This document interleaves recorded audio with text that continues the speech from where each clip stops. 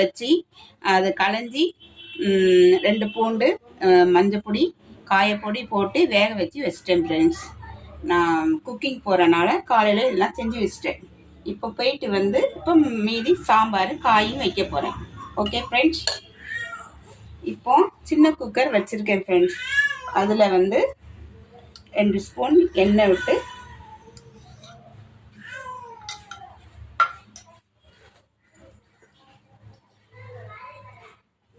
ரெண்டு கத்திரிக்காய், ஒரு முருங்கைக்காய், ஒரு 10 சின்ன வெங்காயம், அப்புறம் 2 உருளைக்கிழங்கு இதெல்லாம் ரெட்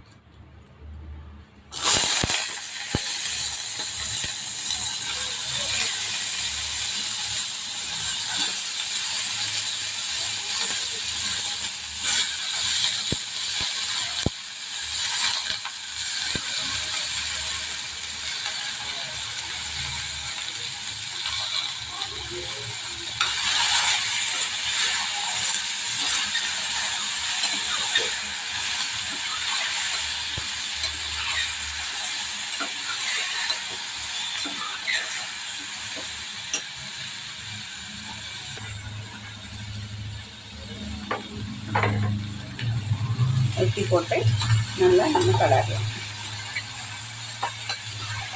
தனியாக வேக போட்டால் டைம் ஆகும்.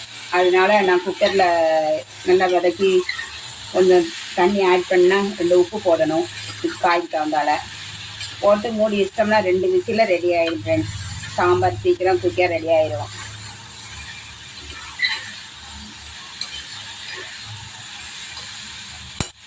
கேஸ் வைக்கிற வேலைக்கு ஆயமும் ஆயிடுச்சு. அதனால நம்ம சிம்பிளாக சமைக்கிறது தான் நம்ம பார்க்கணும். எப்படி சமைச்சாலும் ருசி தான் முக்கியம். Okay friends. இதுக்கு தகுந்தால கொஞ்சம் உப்பு போட்டுக்கிட்டேன். ஓகே, நல்லா வதக்கி உப்பு மட்டும் போட்டிருக்கேன். ஏன்னா இதில் பருப்பில் மஞ்சள் பொடியெலாம் போட்டனால இதில் மஞ்சள் பொடி போடல. உப்பு மட்டும் போட்டு 2 விசில் வரட்டும். ஓகே. இந்த அப்புறம் மாங்காய் தனியாக வேக போட்டு நான் இதில் போட்டு ஆட் பண்ணியிருக்கேன். ஏன் கேட்டிங்கன்னா காயோடு போட்டால் ரொம்ப குழஞ்சிரும் மாங்காய். அதனால் தனியாக வேக போட்டு இதோட போட்டுட்டேன். இப்போ கொஞ்சம் வேணுங்கிறத புளி கரைச்சி நம்ம ஊற்றிக்கலாம். காயெல்லாம் இப்போ முட்டைக்கோசும் வெந்துருச்சு. இப்போ முட்டைக்கோசும் நம்ம தாளிக்கலாம். Okay friends. இப்போ புளி கரைச்சி ஊற்றியாச்சு. வேணுங்க அளவு காரத்துக்கு தக்கன நம்ம சாம்பார் பொடியை போட்டுக்கலாம். கடையில் தான் வாங்குவேன் ஃப்ரெண்ட்ஸ் சாம்பார் பொடியெல்லாம். வீட்டெல்லாம் செஞ்சது கிடையாது.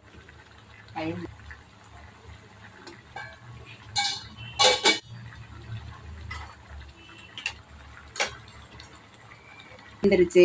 மாங்காய் தனியாக வேக வச்சு இதில் ஆட் பண்ணியிருக்கேன். காரத்துக்கு தக்கன சாம்பார் பொடி போட்டாச்சு. இப்போ முட்டைக்கோசு வெந்துருச்சு. இது ஒரு அடுப்பில் தாளிக்கலாம், சாம்பார் பண்ணலாம். ஓகே.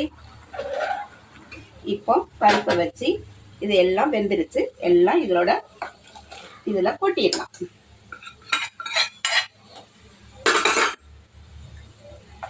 இன்னைக்கு என் பேத்தி இன்னைக்கு எங்கே போயிட்டாங்க? ஸ்கூலுக்கு பரீட்சை எழுத போயிட்டாங்க. அதனால எங்கள் மாமா சாப்பிட்டு இன்னைக்கு சொல்லுவாங்க. Okay friends. வேணுங்க அளவு நம்ம தண்ணி சேர்த்துக்கலாம். சிம்பிளாக சாம்பார் ரெடி. ஒரு கொதி வந்தோடனே தாளித்து விட்டுறலாம். அவ்வளோதான் ஃப்ரெண்ட்ஸ். சிம்பிளாக சாம்பார் ரெடி ஆயிடுச்சு. காணாதுக்கு கொஞ்சம் உப்பு ஆட் பண்ணிக்கணும். ஏன்னா நான் காய்க்கு தான் போட்டிருக்கிறேன். அதனால கொஞ்சம் உப்பு ஆட் பண்ணிக்கணும். ஒரு கொதி வந்தோடனே நம்ம தாளிச்சிக்கலாம். இப்போ இது ரெடி ஆயிடுச்சு. அவ்வளோதான். காரம் உப்பு எல்லாம் கரெக்டாக இருக்குது. தாளிச்சம் பண்ணி மல்லித்தலை மட்டும் போடணும். அவ்வளோதான். சிம்பிளாக ஒரு முட்டைக்கோசு பொரியல் சாம்பார் ரெடி.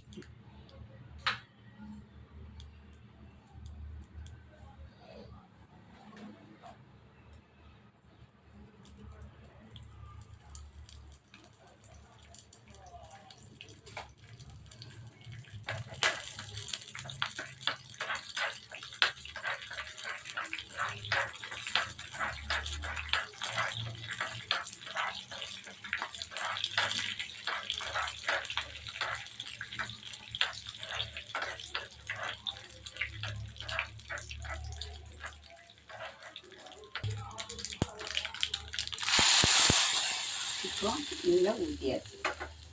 இப்போ மல்லித்தலையை நம்ம கொஞ்சம் வெட்டி போட்டுக்கலாம். வாசனைக்கு இறக்கும் போது தான் போடணும். அப்போ நல்ல வாசனையாக இருக்கும்.